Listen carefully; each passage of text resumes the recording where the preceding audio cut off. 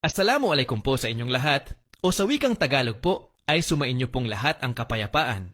Ako nga po pala ang inyong lingkod, Yuritech at your service. Napakaganda po ng topic natin ngayon, kaya ihanda nyo na po ang inyong mga isipan dahil bubusugin po natin yan ng mga kaalaman.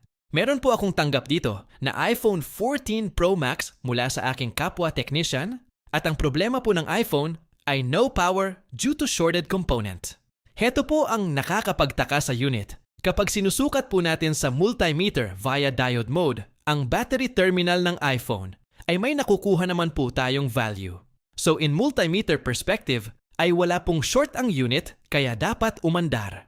And the fact na hindi po umaandar ang unit, ay it only mean na may hindi po nakikita si multimeter.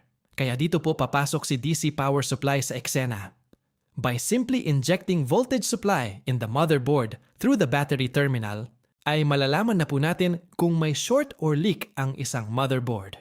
Dito po ay nag-i-inject po ako ng voltahe. At kung mapapansin po ninyo na the moment na nag-i-inject po ako ng 4 volts sa motherboard, ay otomatikong tumataas ng higit 1 amperes ang reading ng DC power supply. Nangangahulugan lamang po ito na may short to ground po ang ating motherboard. May tanong po ako sa inyo mga boss. Ngayong kumpirmado na po natin na may short to ground ang motherboard, ay pwede na po ba natin gamitin si short killer para tanggalin ang short? Kung ang sagot po ninyo ay oo, ay isang malaking problema po yun mga boss. Hindi po porket may short ay pwede na po tayong gumamit agad ng short killer. Ipapaliwanag ko po sa inyo kung bakit. Pero bago po yan, ay baka pwedeng palambing naman po mga boss kahit sa pamamagitan lang po ng pag-follow sa ating page. Marami po kasi sa mga nanonood sa atin ang hindi pa naka-follow. Maraming salamat po in advance mga boss sa inyong paglalambing. Ang paggamit po ng short killer ay lubhang mapanganib po sa motherboard kung hindi po naaayon sa tamang procedure ang ating gagawin. Kaya dapat ay bago po tayo gumamit ng short killer, ay siguraduhin po muna natin kung anong power rails po ba ang pinagmumulan ng short. Ano nga po ba ang power rails? Sa iPhone or even other smartphone schematic o board view diagram, ang power rails ay basically mga dedicated na linya ng boltahe na nagbibigay ng power sa iba't ibang parte ng cellphone.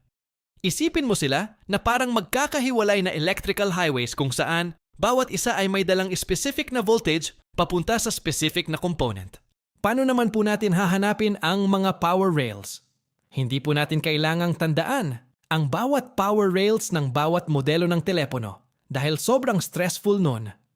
Kailangan lang po natin matutunan magbasa ng kahit basic lang sa schematic diagram upang nang sa ganon ay kahit anong modelo pa o brand ang dumating sa atin ay kayang-kaya nating hanapin ang faulty or shorted power rails without putting so much information in our mind. May 3 main power rails po ang mga telepono at madalas dyan po sa 3 yan tumatambay ang shorted component. Minsan, nakakalito din po ang ginagamit na term ng mga gumagawa ng diagram. Kaya sa video pong ito, ay ang gagamitin po nating term ay ang term ng JCID drawing. Dahil ito din naman po ang gamit ko dito sa ating video. Ang First Terminal Power Supply o ang VCC-BAT ay ang unang power rails na dinadaanan ng battery supply. Mula battery terminal ay maglalakbay ang kuryente patungong charging IC. Maraming capacitor po ang dinaraanan ng battery supply, kaya posible pong pagmulan po ng short ang first terminal power rails na ito.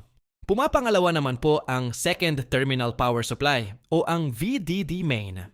Mula naman po sa charging IC ay lilipat ang kuryente sa Power Management Integrated Circuit or PMIC. At si PMIC naman po ang magdidistribute ng supply sa lahat ng piyesa na nangangailangan ng boltahe. Isipin na lang po natin na si Power IC po ang puso ng motherboard. At ang pangatlo po ay ang third terminal power rails o ang VDD boost. Sinusuplayan ni PMIC ng 4.2 volts si VDD boost. Ngunit alam nyo bang mas mataas ang nailalabas o nagagawang boltahe ni VDD boost? Depende sa kinakailangang supply ng kanyang sinusuplayan. From its name boost meaning pagpapataas or pagpapalakas. May mga piyesa po kasi sa motherboard na nangangailangan ng higit sa voltage capacity ng battery at ito ay ang mga backlight, flashlight at iba pa. So, ang mga nabanggit ko pong 3 power rails ang madalas na nagso-short dahilan para hindi umandar ang isang telepono. Kaya ang susunod naman pong tanong, na kailangan po nating sagutin ay, papaano naman po natin i-identify kung alin po sa tatlong power rails ang nag-short to ground? Sasagutin po natin yan sa alam kong pamamaraan. May dalawang way po akong madalas na ginagawa at ito ay ang paggamit ng multimeter at ang DC power supply. Umpisahan po natin sa multimeter method. Malalaman po natin kung saan ang specific short sa pamamagitan ng multimeter via diode mode or buzzer mode. Kapag po tinest natin ang isang power rails, ay malalaman po natin na yan ay short to ground. Kung ang multimeter ay tutunog kung naka-buzzer mode or 0 to almost 0 ang diode value sa ating multimeter. Sa DC power supply naman po ay halos same lang ang way of procedure na ginagawa ko. Ang kaibahan lang ay imbes na data ang nakikita natin sa multimeter, sa DC power supply ay boltahe. Malalaman naman po natin na may short ang isang power rails gamit ang DC power supply. Kung the moment na pag-inject natin ng boltahe sa battery terminal, ay papalo agad ng higit 1 ampere ang current. Sa tatlo pong nabanggit kong power rails, ay sa VDD boost ko po natumbukan ng shorted. At tulad po ng aking ipinaliwanag kanina, about sa tamang paghahanap ng short sa mga power rails, ay kung mapapansin po ninyo dito na tumutunog po ang multimeter bawat dut-dut ko sa mga capacitor na connected sa VDD boost line. At dahil nahanap na po natin ang short to ground na power rails, ay ang next naman pong gagawin natin ay sisilipin natin sa thermal camera kung saan sa mga pyesa na connected sa VDD boost rails ang may problema. Sinuswerte po yata tayo dahil mukhang hindi na po tayo mahihirapan pa sa paghahanap ng shorted component dahil ang umiinit na nakikita natin sa ating thermal camera ay ang mga capacitor na tinanggalan po natin ng metal cover. Kaya huwag na rin po natin patagalin at lagyan na po natin ng rosin flux ang mga capacitor upang matukoy po natin kung alin sa apat na capacitor ang short to ground. Nag-inject po ako ng 4.2 volts with 5.1 amperes gamit ang DC power supply. At sa isang iglap lang ay nagpakita na po agad ang dalawang shorted capacitor. Ano pa ba ang gagawin natin kundi tanggalin ang mga ito at itest kung mawawala na ba ang short?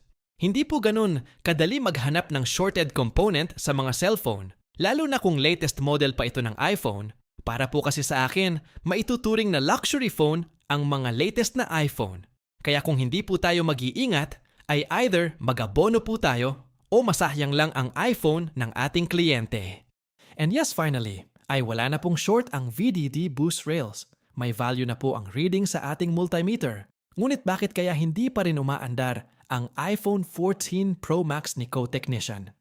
Kaya pala, hindi pa rin umaandar ay dahil may short pa rin pala ang motherboard. Abangan nyo na lang po ang part 2 ng videong ito dahil masyado na pong mahaba ang video.